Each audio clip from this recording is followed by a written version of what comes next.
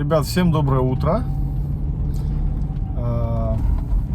Сегодня мы едем по Ирпеню сейчас, едем в сторону приюта Сириус, чтобы показать вам, насколько остро стоит проблема бездомных собак в Украине. Приятного просмотра. Угасает быстрее, чем эти собаки. Да. Пулей несется. У нас около 3300 сейчас животных. У нас умерло порядка 100 собак.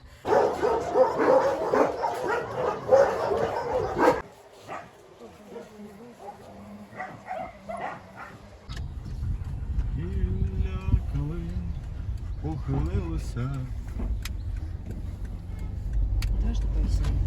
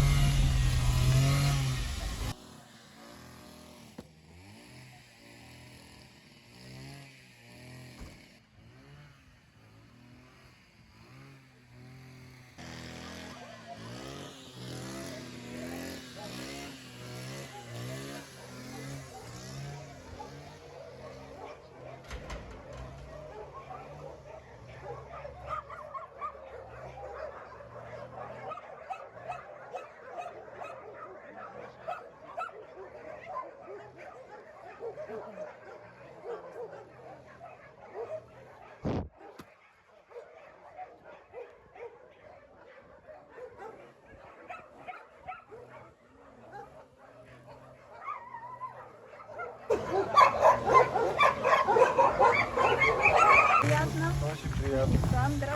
Да. Очень Лена. приятно. Вы нам Александра. покажете небольшую Антон. экскурсию? Александра. Да, конечно. У нас на 4 практически гектарах расположен. Это, конечно, небольшая территория для такого огромного приюта, потому как западные наши товарищи содержат 150-200 животных на 5-7 гектарах. Тогда можно действительно и достойный выгул организовать животным, и, ну, и вообще как бы организовать весь процесс. У нас около 3300 сейчас животных. Большинство это собаки, больше 3000 у нас собаки, остальные это коты. Да, все животные с такими, ну, как бы печальными историями попадают к нам просто так они не приходят. И кого нашли на улице, кого выбросили щенками, котятами. Вот. Некоторые приносят прямо под забор приюта, некоторые просто выбрасывают на улицу. Сбитых животных мы принимаем. После смерти хозяев очень много отдают животных, ну, либо мы просто забираем, помогаем полиции. Больше 1000 вольеров. В основном это старые вольеры, вот такие вот, к сожалению, полуразваленные. Пока нет возможности их реанимировать. Но перед войной нам удалось вот сделать 2 модуля новых, вот, в которых поместилось практически всего животных. У них есть теплые полы, у них есть выгульная площадочка, где они могут гулять. В принципе, после оккупации у нас главная задача это откормить животных и животных привести в порядок и устраивать. Вот, максимально в хорошие семьи у нас на сухих кормах. Также, конечно, имеет свою неприятную вещь, это свой нюанс, да, они скисают. Но, к сожалению, мы не можем обеспечить всех наших животных сухими кормами, потому что это очень дорого и нас слишком много. Вот. Поэтому вот на двухметровые печи, 5 штук, такие 30-40 литровые кастрюли у нас. Варим кашу, варим мясо, бульоны, и вот больше 3000 литров у нас идет в день. Вот, в принципе, либо 1,5 тонны сухих кормов идет, либо 1,5 тонны крупы плюс мясо, то есть где-то уходит порядка 500 килограммов в день у нас на мясо на животных, это минимум. В принципе, в оккупацию на сухих кормах остались коты. Слава богу, у нас была возможность их кормить, вот, а собаки остались вообще без ничего, практически было всего 2 тонны мяса, и 24 числа, когда уже я поняла, что началась война, рано утром полетели с Белоруссии ракеты, самолеты. Я стала обзванивать поставщиков, но, к сожалению, уже началась паника, практически никто не работал, и мне обещали там дня 2, давайте посмотрим, что и как, и мы будем завозить. К сожалению, на следующий день, 25 февраля, уже взорвали мост, и мы оказались изолированы от цивилизации. Поэтому только в середине апреля, собственно говоря, мы смогли уже получить, да, и исчез свет, и вода, естественно, связь и интернет вместе с этим всем. Только в начале апреля мы получили доступ уже через мост, да, уже сделали более-менее доступ к нам. И в середине где-то апреля возобновили толком связь, интернет и, собственно говоря, свет. Вот. Ну а до этого, к сожалению, ребята наши худели с каждым днем. Вот. После первой недели еще было ничего, а потом уже было очень сложно ходить по вольерам, потому что на глаза, которые следят за твоими руками и ждут тебя как источник еды, да, вот что ты принесешь им какую-то еду, а ты уходишь от них просто здравствуй и все, то, конечно, разочарование в глазах, и это невозможно было уже смотреть. Поэтому, честно говоря, я потом просто бегала вот по приюту быстро, смотрела порванные сетки, там какие-то разрушения, да, вот смотрела, есть ли раны, там все ли здоровые, все, но не смотрела им в глаза, потому что это просто непередаваемо. Вот, это невозможно было видеть. Вот, поэтому сейчас мы пытаемся их откармливать, и хоть практически уже после оккупации прошло 2 месяца, сегодня как раз вот ровно 2 месяца, как закончилась оккупация у нас тут. И все равно животные еще многие худые, потому что пострадала поджелудочная, там у некоторых пошли такие вот, не очень хорошие процессы, да, в организме из-за вот подобной еды, потому что у нас в вольерах и кровь была, и целое это зерно выходило, просто ранило пищевод, слизистую, в общем, это был кошмар.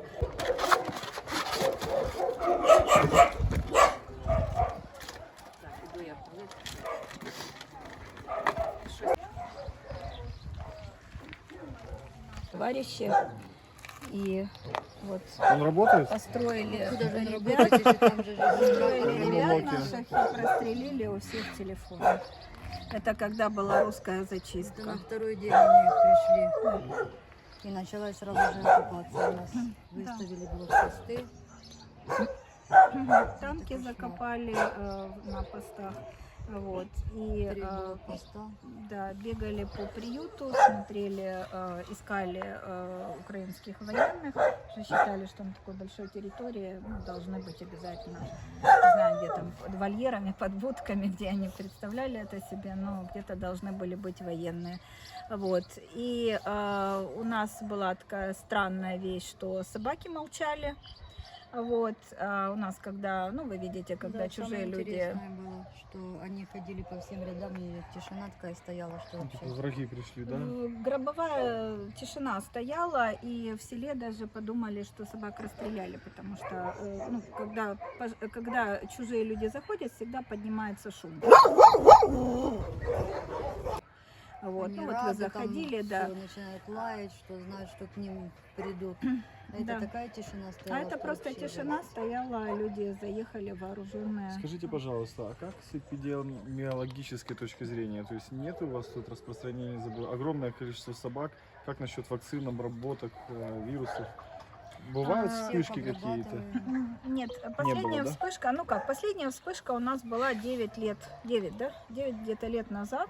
Это была чума, к нам завезли животное, собаку на стерилизацию, 4 животных, и вот одна из них оказалась чумой. Была очень серьезная проблема, но я считаю, что это эпидемия была, потому что перекачала практически всех. У нас умерло порядка 100 собак, вот, и для нас это была, конечно, полная катастрофа. Как всегда, полегли самые любимые животные, вот, и мы ничего не могли сделать. У нас часть животных была привита очень такой, ну, самой дешевой, скажем так, прививкой.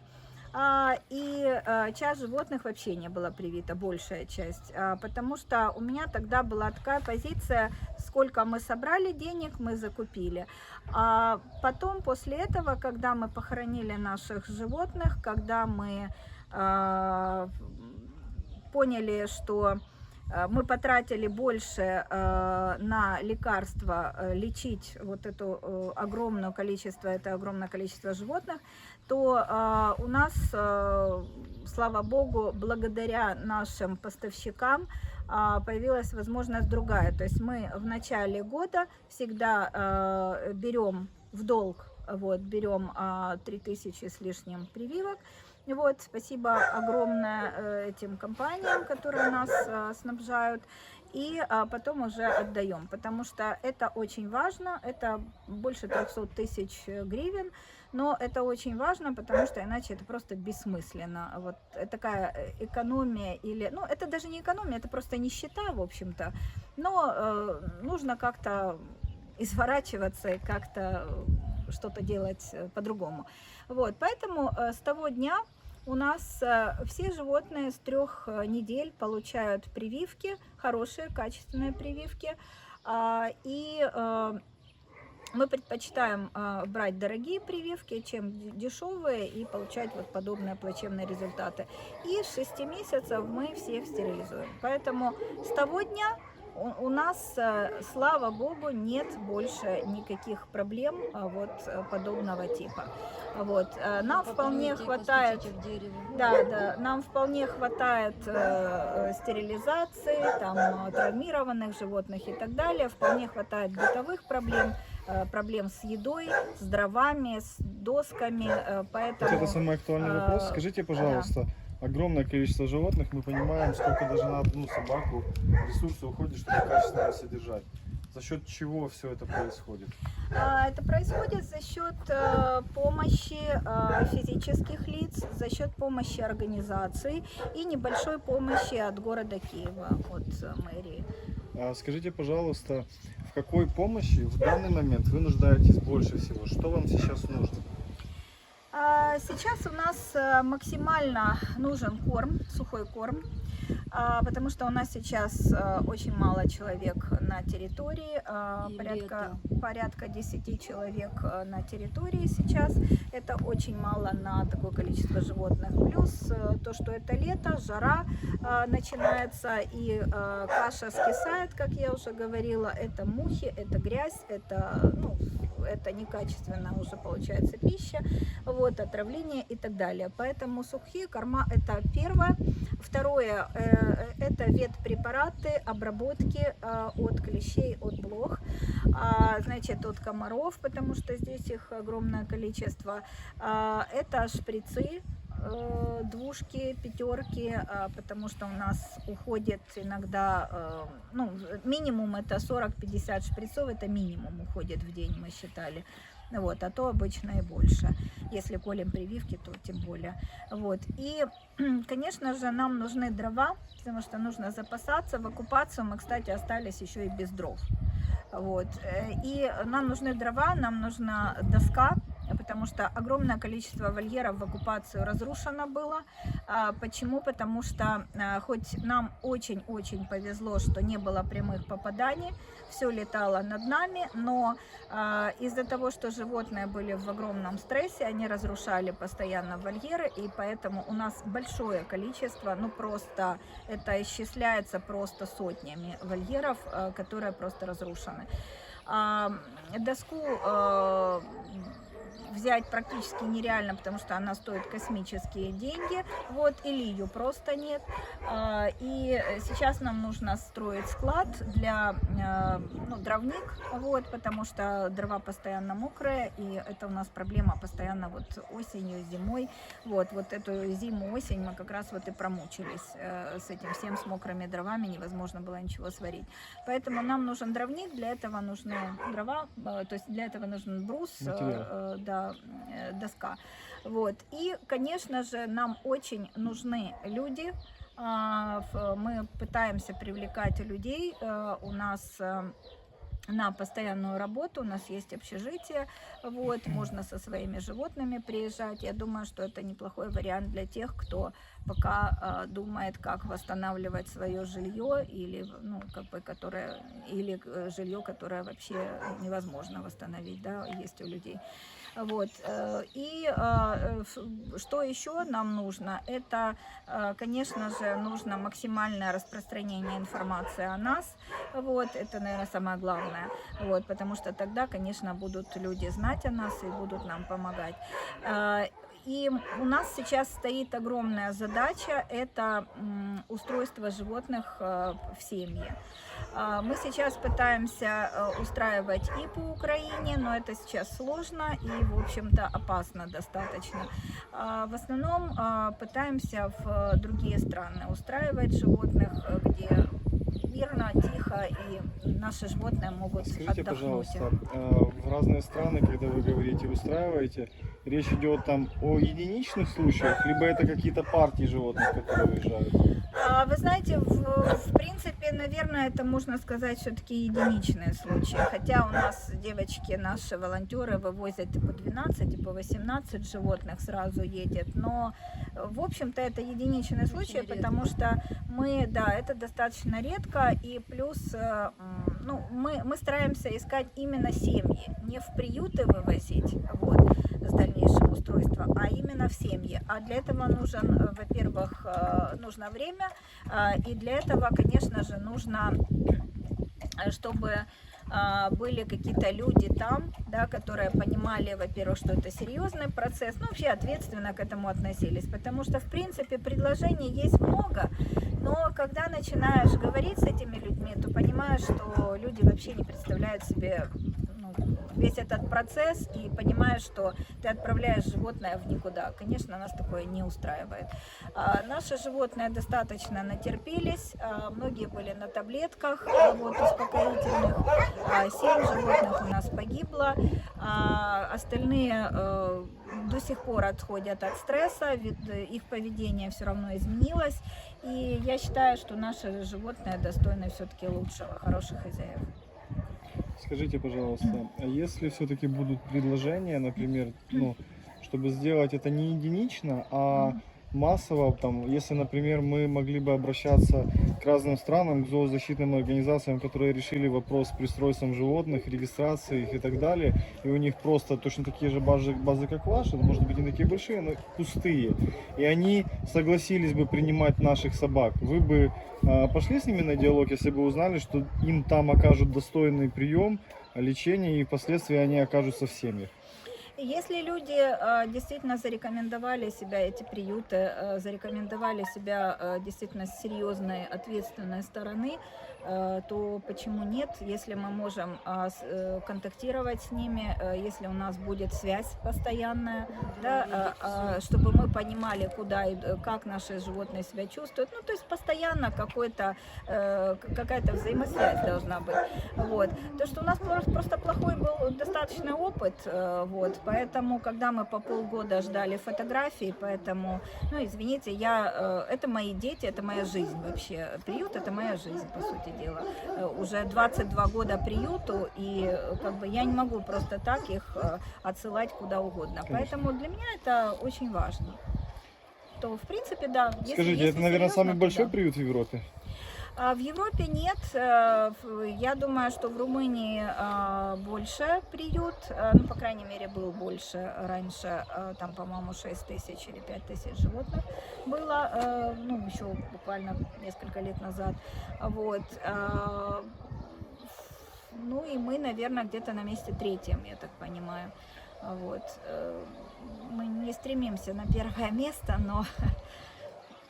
Скажите, а если, ну вот я все-таки вам предложу, ну то есть моя как идея, я же вам в двух словах озвучивал, да, наши планы, что мы сейчас делаем. Мы сейчас собираем зоозащитников, которые сознательные, не просто которые там деньги на этом зарабатывают или хотят попиариться с фотканной собачкой, а люди, которым действительно болит и которые хотят сделать так, чтобы вот такие места были пустые, и просто все собаки были в семьях, да. То есть и на самом деле я думаю, что ваш приют, он может быть сердцем, ну началом этого всего, потому что у нас уже есть животные, они стерильные, они там чипированы, вакцинированы, мы можем начинать с самых здоровых, крепких собак, да, которые социальные, которые хорошо идут на контакт, и начинать с них и предлагать их, например, там, в разные страны, чтобы их забирали с дальнейшим переустройством, и, возможно, даже там привлечь какие-то западных волонтеров сюда, чтобы там разбивались какие-то госпитали, чтобы люди приходили сюда работать, и чтобы запустился процесс, потому что мы понимаем, что если мы сможем разгрузить вас, мы сможем собирать их с улиц Украины, потому что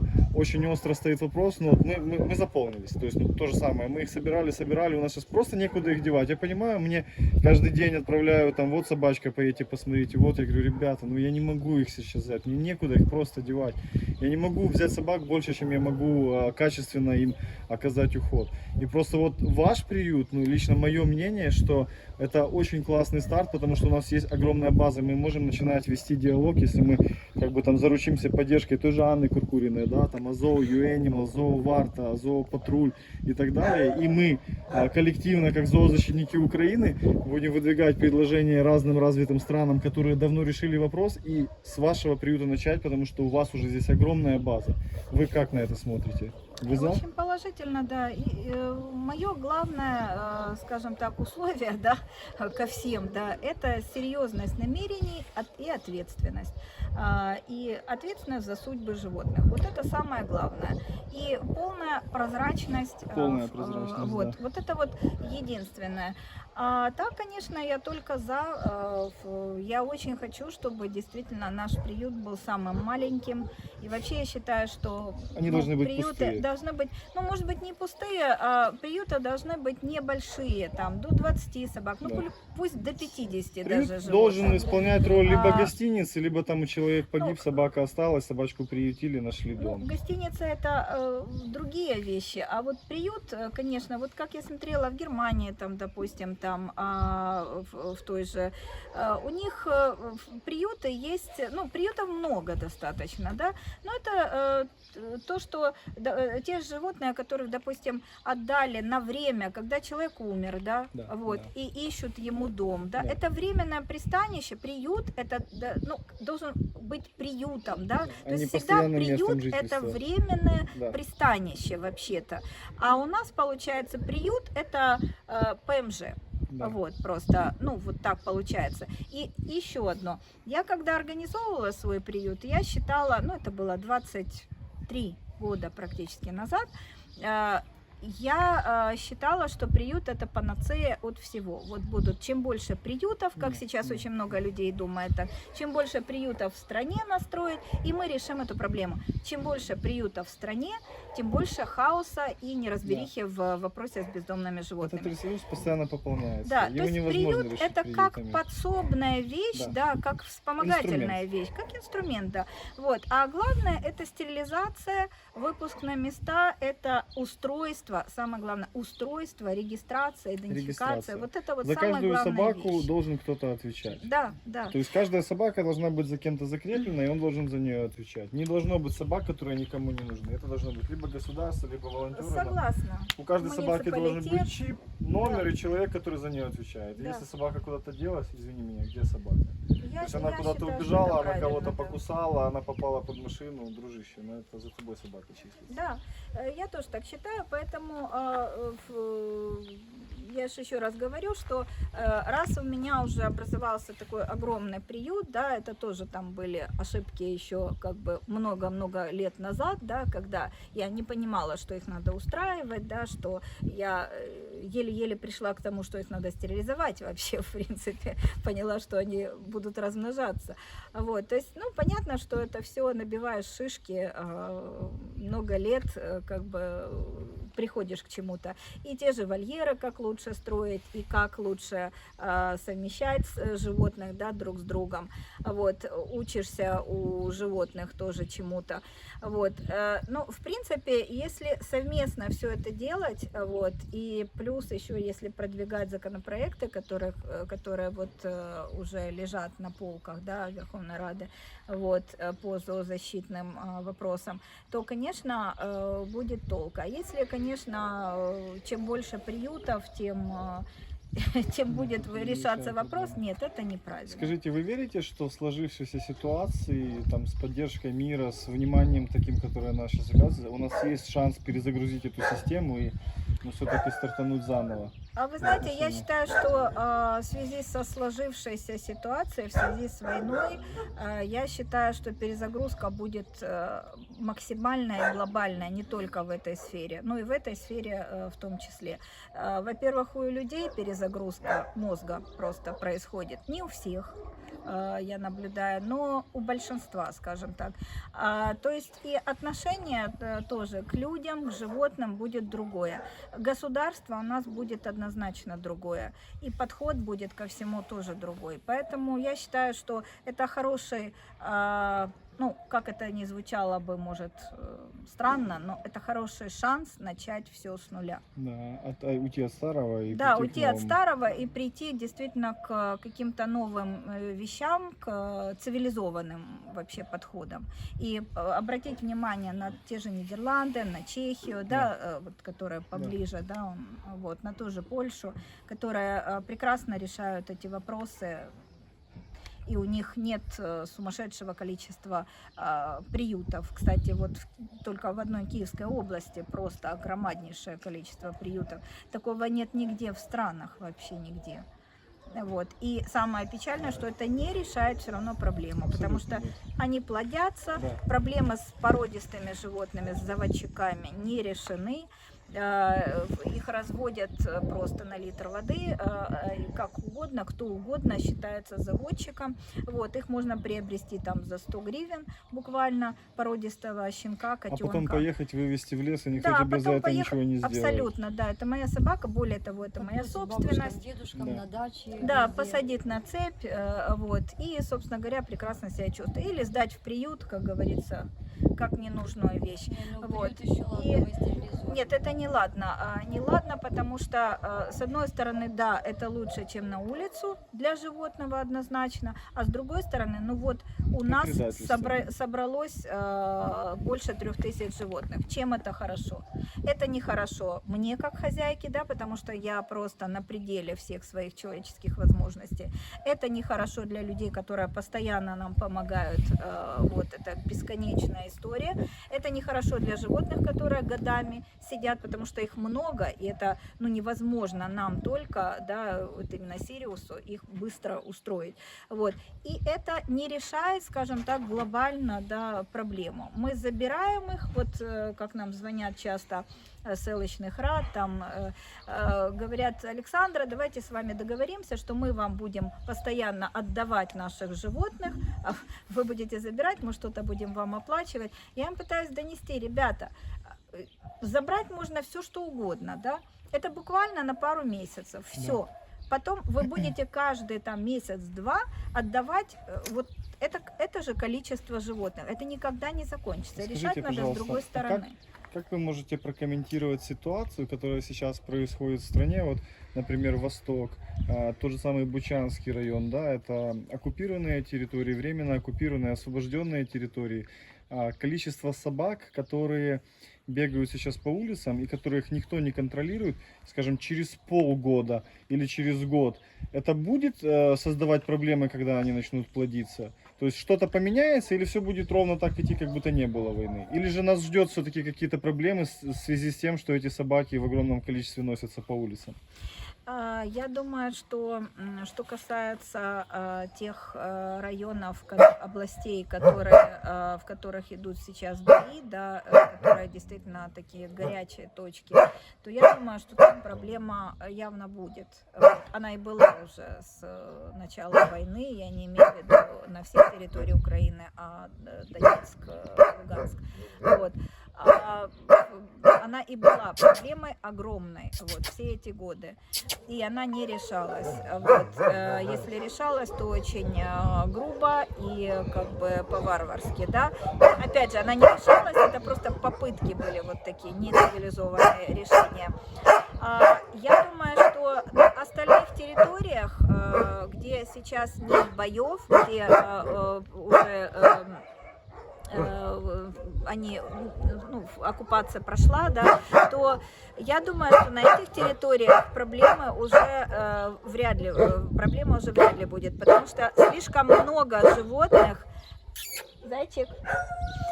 слишком много животных уже под опекой волонтеров, и не только наших волонтеров, огромное количество зарубежных волонтеров приехало, и они вывозят постоянно этих животных, или там стерилизуют, или кормят, ну, в общем, что-то они делают обязательно для решения этого вопроса. Огромное количество наших украинских волонтеров этим занимается, поэтому я почему-то думаю, что, ну, мне так кажется, что в этих районах не будет проблемы. А вот с Востоком, да, Восток, Юг, боюсь, что проблема будет. Но опять же, все это решается цивилизованно, как только заканчивается военное действие. Да? То есть самое главное, чтобы... Я не хочу, чтобы меня считали как бы неадекватным человеком, который не понимает приоритеты, да. Я понимаю прекрасно, что в приоритете люди, восстановление, значит, построек и так далее, восстановление городов, сел, это все понятно. Но хотелось бы, чтобы все-таки вот эту проблему с бездомными животными не забыли, и она не шла каким-то 55-м вопросом, да. В принципе, ее можно решать параллельно, вполне. Ее нужно решать параллельно. Это не требует таких Потому вот затрат что это колоссальных. часть нашего общества. Да. Они живут с нами. Однозначно. И они также страдают с нами, они попадают в такие же проблемы. И опять же, если смотреть со стороны приоритета, да, приоритетных вопросов со стороны людей, люди тоже будут очень сильно страдать, если мы не будем решать параллельно этот вопрос. Поэтому нужно со всех сторон решать этот вопрос сразу же, как только появляется какая-то возможность. Хорошо, я понимаю, у нас время кончается. Вы бы, может, что-то хотели сказать? То есть, ну, этот ролик пройдет определенное количество просмотров. Нас будут смотреть, скорее всего, со всех стран, и с Украины, и с России, то есть со всей планеты на самом деле. Что бы вы хотели, может быть, сказать людям, донести? Пару слов. Я хотела бы ко всем обратиться, ну, это касается и наших граждан, и граждан других стран, чтобы максимально помогли вообще нашей стране, нашим военным, нашим гражданским лицам, чтобы максимально была оказана помощь, потому что эта война не только наша, эта проблема не только наша, и решать ее нужно сейчас. Поэтому всяческая помощь это приблизит победу в этой войне цивилизации и позволит Украине развиваться по более новому, более цивилизованному пути. Поэтому я думаю, что в этом должны все быть заинтересованы. И то же самое будет касаться животных. Если Украина будет лучше жить и все будет решаться, все процессы будут цивилизованными, то и, естественно, и с животными, к животным будет другое отношение, и животные будут, ну, перестанут страдать, скажем так.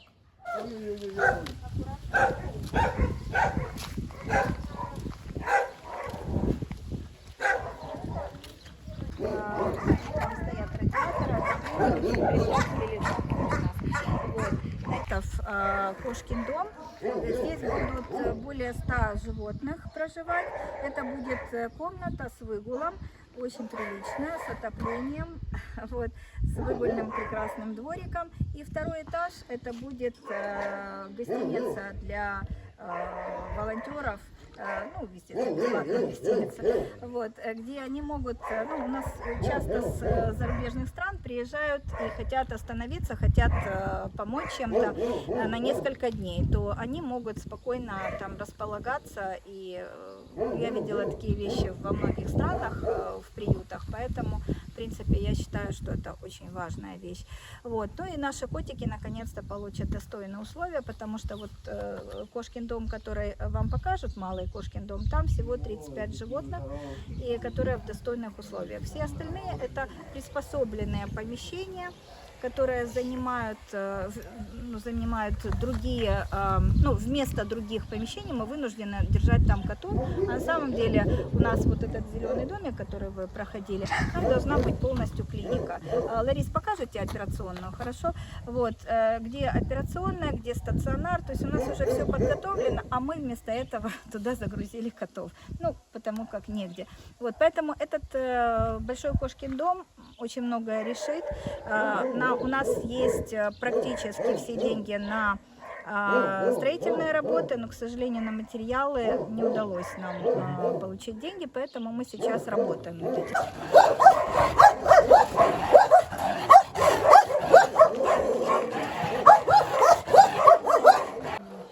Вау, как он классно.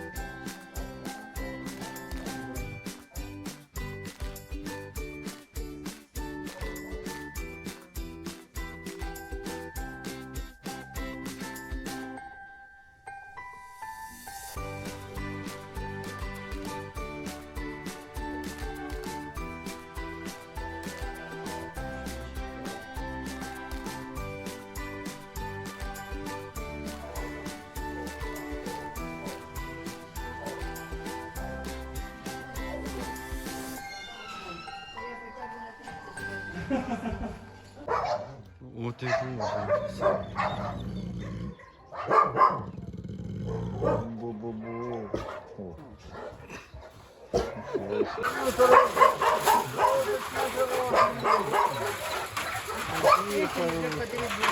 Какие хорошие. Ой.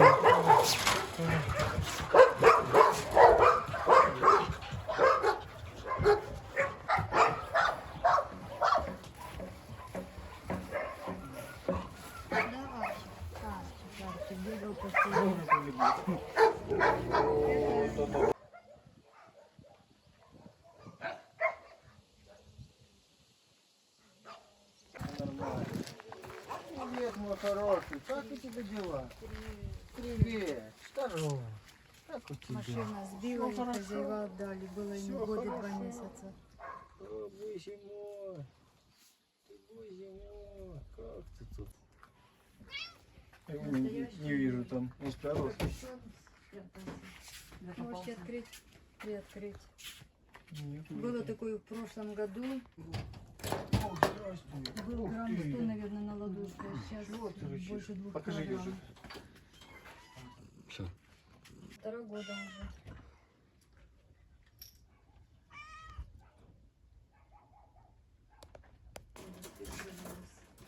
И он у вас теперь живет тут в клеточке, да?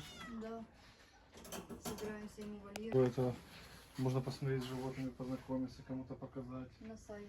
На сайте, да, Сириусе? Все фотки. Боже мой! Боже мой! Я не могу. Я не могу. Смотрите, козявок вообще черный. Посмотри, он размером с ладошку. Боже мой! Ох, вы мои хорошие. Кошка на ладошку. Вот такие Это мышки. девчонка, Мгм. А черный мальчик, наверное. наверное. Бойки. Девчонки обычно, кстати, активнее. Дезинфицируем. Боже, какие вы малыши, я бы вас потискал с радостью, но не буду. Хорошо, нам еще осталось выгульный парк посмотреть, да?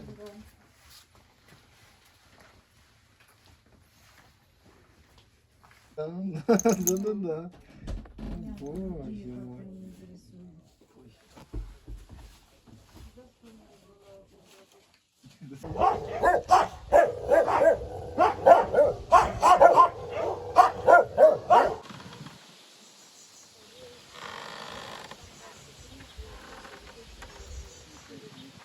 Как часто вы сюда выпускаете? Ну не все, конечно, потому что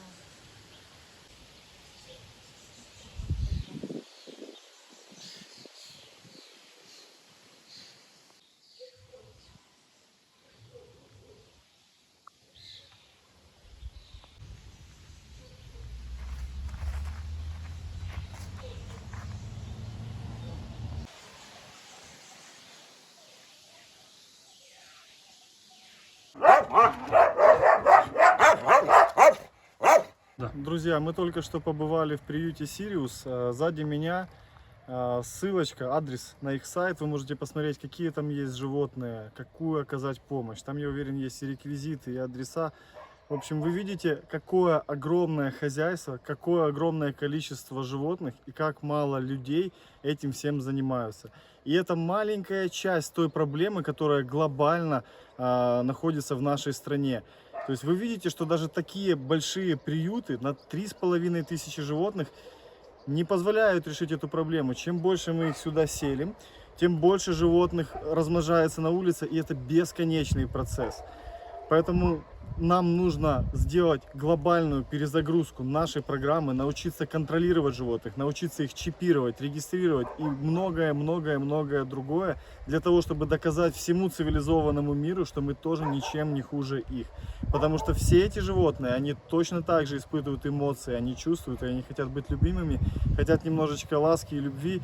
И вы же понимаете, что 10 человек просто физически не способны оказать им то время, внимание и уход, который заслуживает каждая из этих собак. Я прошу помочь всех жителей Украины. Я прошу помочь всех жителей планеты как-то поспособствовать этому приюту, как-то поспособствовать нашему общему большому делу. Берите этих собак себе в семьи, помогайте финансово, помогайте гуманитарно, просто приезжайте, помогайте руками, потому что работы очень-очень много, и на все рук и средств, к сожалению, не хватает. Мы продолжаем работать в этом направлении, поэтому следите, пожалуйста, за нами, делитесь ссылочками на это видео в своих социальных сетях, не забывайте подписываться на канал и напишите что-нибудь, чтобы это видео распространилось в YouTube. Я желаю всем добра, слава Украине!